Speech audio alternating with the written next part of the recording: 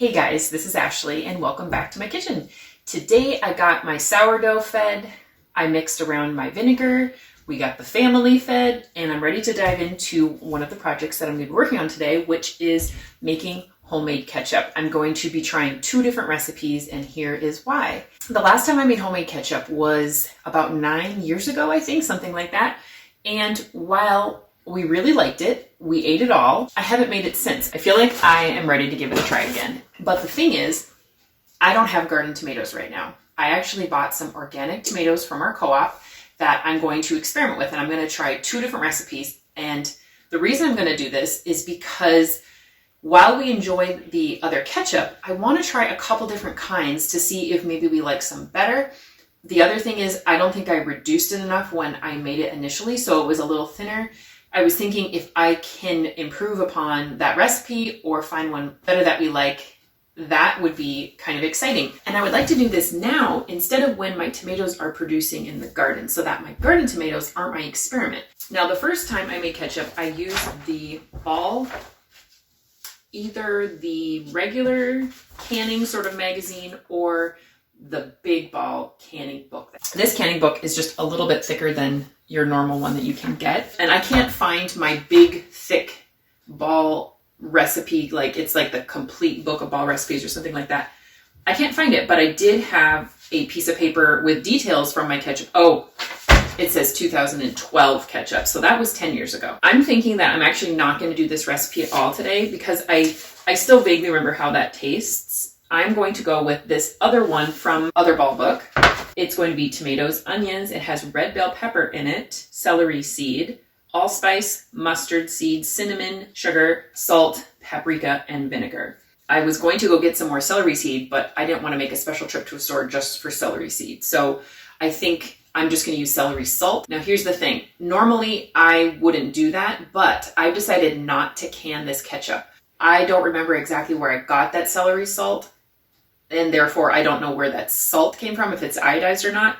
It doesn't matter because I'm not going to can it. The other recipe that I'm going to try, tomatoes, water, sugar, vinegar, onion powder, garlic powder, salt, celery salt, mustard powder, pepper, and 1 clove. All 3 of these recipes are very different. This is the only one that calls for garlic. All these other ones do not. So the first thing I'm going to do is get my Roma tomatoes out. Let's go ahead and get started. Okay, so because I'm going to make 2 different batches, I'm going to have this recipe in this canning book, which calls for 4 quarts of chopped tomatoes. So I'm going to make that 2 quarts of chopped tomatoes, which is a half a gallon. I'm going to go ahead and get these tomatoes washed up. I had some help rinsing the tomatoes, so that made very quick work of that. So I'm just going to go ahead and get these chopped up.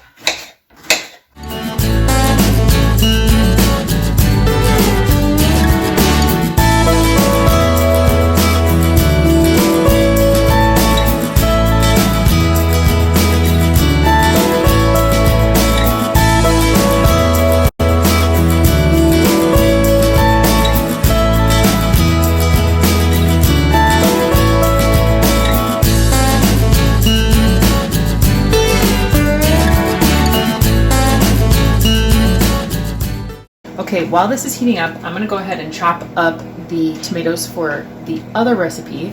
It calls for 2 28-ounce cans, so that's just a little under a half gallon, so a little bit less than before. I got my tomatoes chopped up. I'm continuing to stir. Things are looking good. Things are softening. Starting to smell really good too. 2/3 cup of water.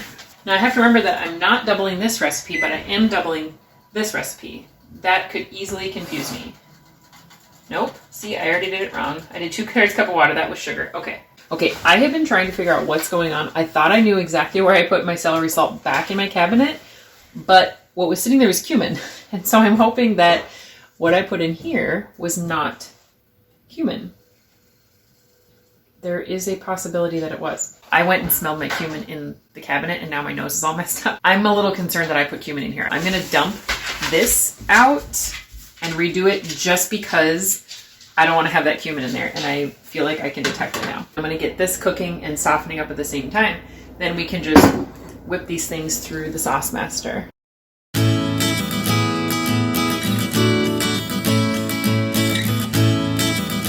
I always sort of forget the exact details on how to put this together, but somehow it always miraculously works.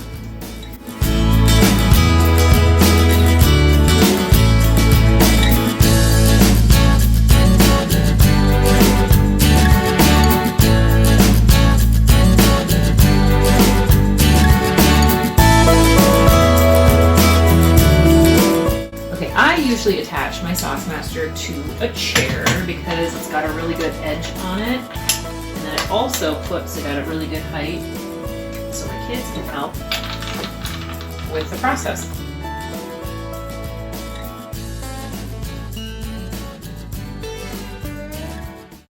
Okay, here is the sauce master all set up and ready to go. The sauce is going to come out of here, so I have one bowl sitting, and then I have another one off the back side, because the scrap comes out of here. Okay, so just to make this go, all you do is you just turn this handle and it sucks it down in there. Now, all the thin stuff, of course, is coming out first, but the pulp is being pushed out as well. Now, when this ketchup boils, all of this water will largely evaporate and it'll thicken up. And then there's also this plunger that you can use to kind of push stuff and feed it in if you need to.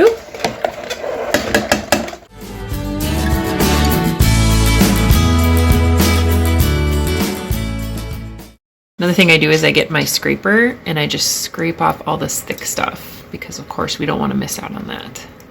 So this thickens up so much as you cook it down. I'm going to go ahead and add the sugar and vinegar. I'm gonna have to scoop that out. Okay, we're moving right along here. We've got batch 1, which is now the recipe out of this book, so you know for reference. And then batch 2 is going to be the other one.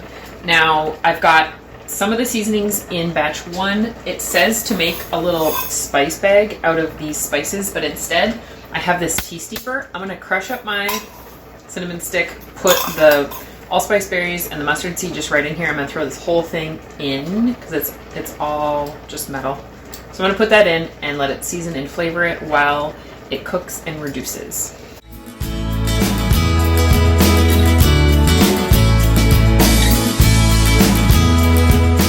A little bit of a mess, but I cut my cinnamon up and here we go. Okay, so we've got ketchup number 1 and ketchup number 2.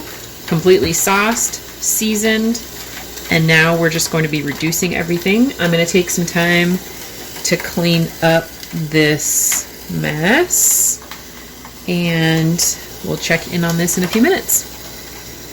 Okay, things are at a nice rolling boil with both ketchups, and I'm going to use a spatula that's flat so I can make sure that I'm not getting anything stuck to the bottom. There was a little bit of stuff kind of stuck to them from when I was just softening the tomatoes, but I made sure that that was completely scraped off before I got the liquid back up and rolling again. One of the reasons why I'm just kind of letting these go at a pretty hard boil is because this is going to speed up the process to evaporate that extra moisture that we don't need in the ketchup. And then as it thickens, I'm going to reduce the heat a lot. But for now, when it's not really quite as much of a risk for having things stick, we're just going to let this go to speed up the process. Okay, it was a really good thing I was in the kitchen watching because all of a sudden the sound of the boil changed into a much harder, rougher sounding boil, and this needed to be turned down right away. That is so much thicker already. It's looking great. So I turned it way down because if I were to keep it at that boil it was at, this would be a sticky, burnt mess. All of this moisture is going straight to our windows, but that's okay. All right, this is so much thicker. Look at that. So much thicker. And we don't have really any sticking, so to speak of right now, which is so great as well. It is a pretty small batch though, so I think it's pretty easy to reduce this down. We're just gonna keep that going.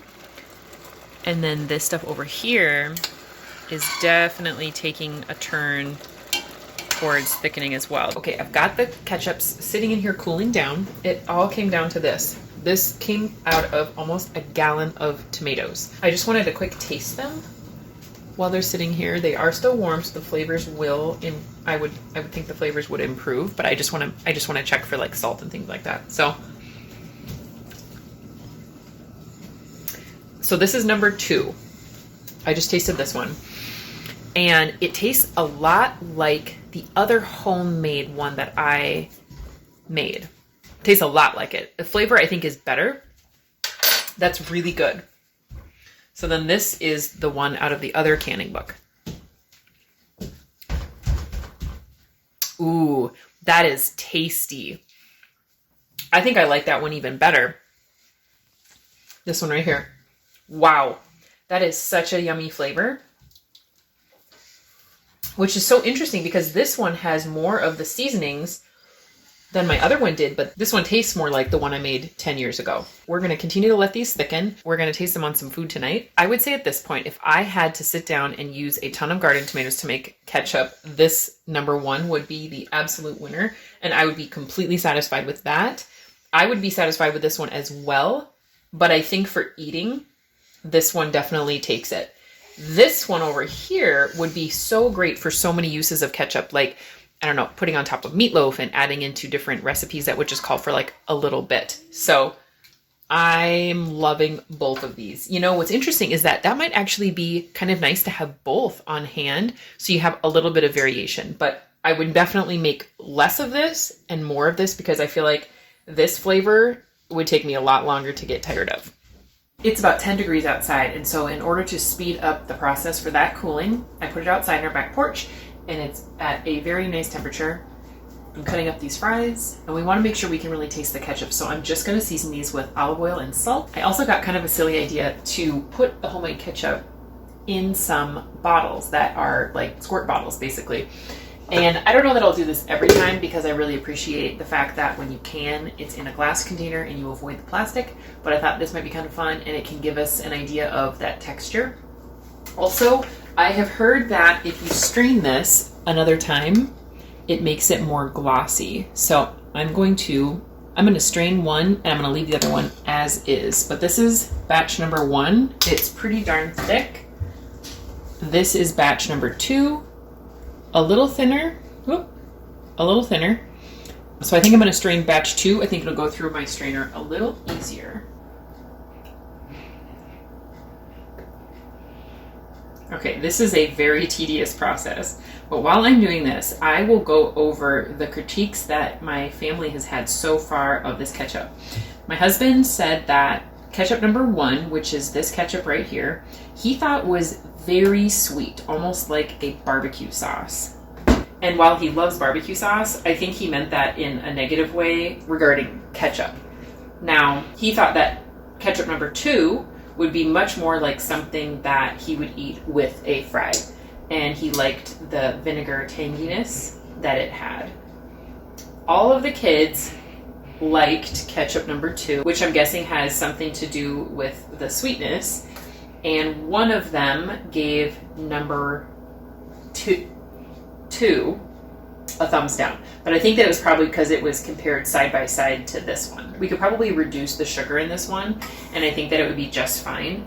This did have the fresh red pepper, whereas the number 2 had paprika. That in and of itself just added a more sweet flavor in addition to the sugar. This also reduced a little bit further down, and so the sugar is a little bit more concentrated because of that.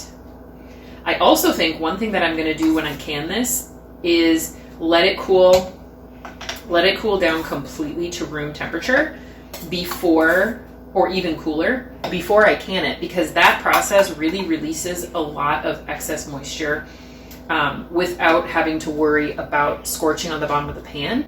It kind of continues that process. If I had to do this, I mean, this is a small batch of ketchup. If I had to do this for the type of volume that I'll probably be making this summer,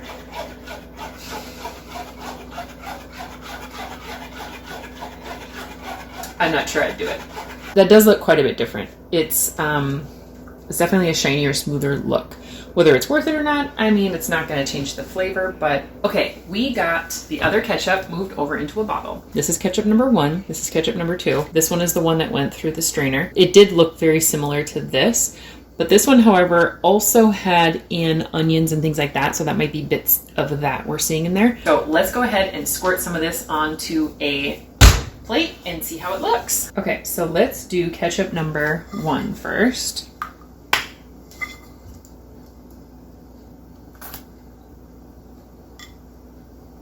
Kind of holds, yeah, it's a nice little pile. And then we'll do number 2.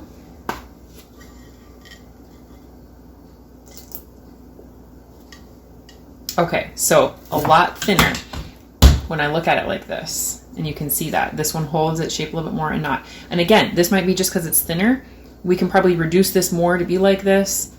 I mean, technically this one could even be reduced further than it already is. This is the last part of the video. I'm gonna do one little test with these potatoes and the ketchup. Just so you know, as this ketchup is sitting on the plate a little bit, there is a little liquid coming around the edges. So this is number 1.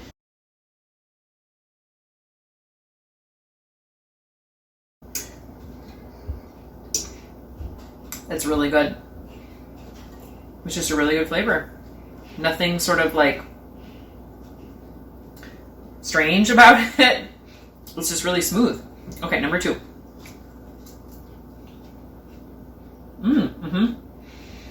Okay. When I eat the second one, I still get hit with that flavor that I did with that ketchup that I made 10 years ago. It's not bad. It's not bad at all. It's just a very distinct flavor. And I'm trying to identify exactly what it is. Maybe it's the vinegar? I bet it's the vinegar. Just the vinegar-tomato combination. Whereas the first one, that was a lot smoother. I also wonder what this would be like if I had used apple cider vinegar instead of white in it, but I used the white in both. Okay, now I have a really crispy fry.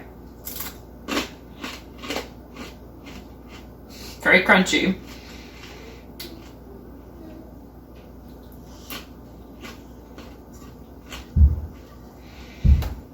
They're both so good. But this one just definitely has that stick out flavor. So if you want something that has a homemade taste to it that is just nice and it's a little unique but still really good and it tastes and passes the ketchup, I would go with number 2. Number 1 is going to be really sort of mild and you can probably slip it in relatively unnoticed. Either would be great as an addition to a recipe, but if eating fresh, I would definitely go with number 1.